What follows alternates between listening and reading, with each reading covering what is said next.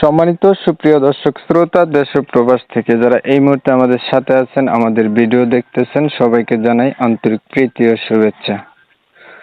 বন্ধুরা, আমার সাথে কথা বলতেছে সুইট সুন্দরী অপরূপা একটি মেয়ে। তার জীবনের গল্প কথাগুলো বলবে, প্রতিবেদন করবে। কয়েকদিন থেকেই যোগাযোগ।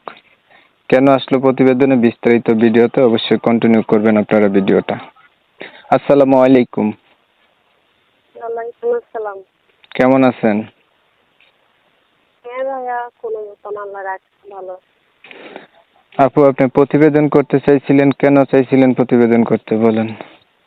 হ্যাঁ, কেন করতে চেয়েছিলাম, বন্যায় তো আমাদের সব কিছু নিয়ে গেছে, ভেঙেছে, আমাদের বাড়িও ছিল, ভেঙেছে নিয়ে গেছে। কেন অসহায় কারণে প্রতিবেদন আসছে। যদি ভালো একজন মনের মতন মানুষ পাই, আমার কাছ থেকে উদ্যোগের সাথে হয়, ভিডিও আমার দেখছে, যে আমাদের দুঃখ কষ্ট শুনে পাশে থাকবে।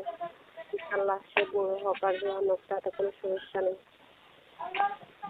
তার কাছে দিয়ে বসবো। আপনি আল্লাহ নামাজগুলো পড়, যে পাশে থাকে, অনেক কষ্ট হয় গরিব লোক। আচ্ছা, আপনি একটা মানুষ চাইতেছেন যে আপনার সুখ দুঃখের সাথী হবে, পাশে থাকবে, আল্লাহওয়ালা নামাজি বা ধার্মিক ব্যক্তি হইলে আরো ভালো। সে যেমন বয়সেরই হোক। যে হ্যাঁ হ্যাঁ, আর বুড়া হোক আর জোয়ান হোক, তাতে কোনো সমস্যা নেই।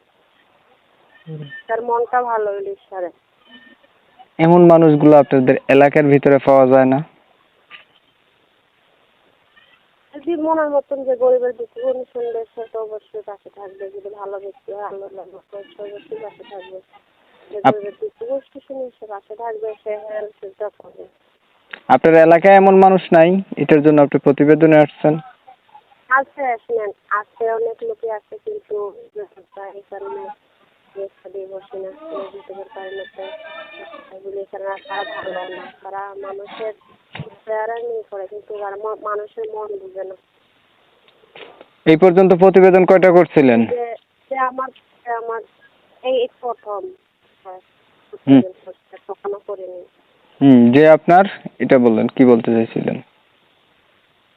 না, বললাম যে আর কখনো তো প্রতিবেদন করিনি। ফার্স্ট যে মনের মতন মানুষ পাই, যে আমার চেহারা ভালোবাসবে, যে আমার ভালোবাসবে, যে আমার দুঃখ কষ্ট শুনে পাশে থাকবে।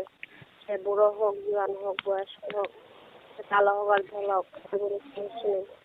তার মনটা ভালো হলে ঈশ্বরে, আর সে দিলে দোকান দেখতে। পড়াশোনা কতটুকু করছেন? পড়াশোনা নিজের নামটা নিজে লিখতে পারে, মাদ্রাসায় পড়ছিলাম। ইনশাআল্লাহ আল্লাহর রহমতে নামাজ পড়তে পারে, নামাজ পড়ে।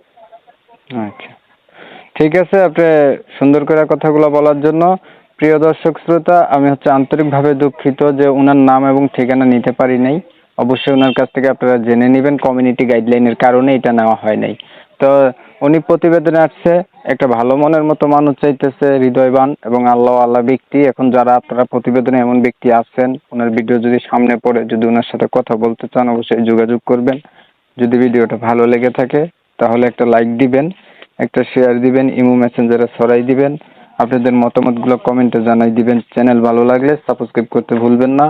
অনেক সময় নিয়ে, ধৈর্য ধইরা, কষ্ট কইরা, আপনাদের মূল্যবান সময় নষ্ট করে আমার ভিডিও দেখছেন বা আমার পাশে ছিলেন, এর জন্য সবাইকে জানাই এমএসকে টিভির পক্ষ থেকে অসংখ্য অসংখ্য ধন্যবাদ। সবাই ভালো থাকবেন, সুস্থ থাকবেন। আল্লাহ হাফেজ।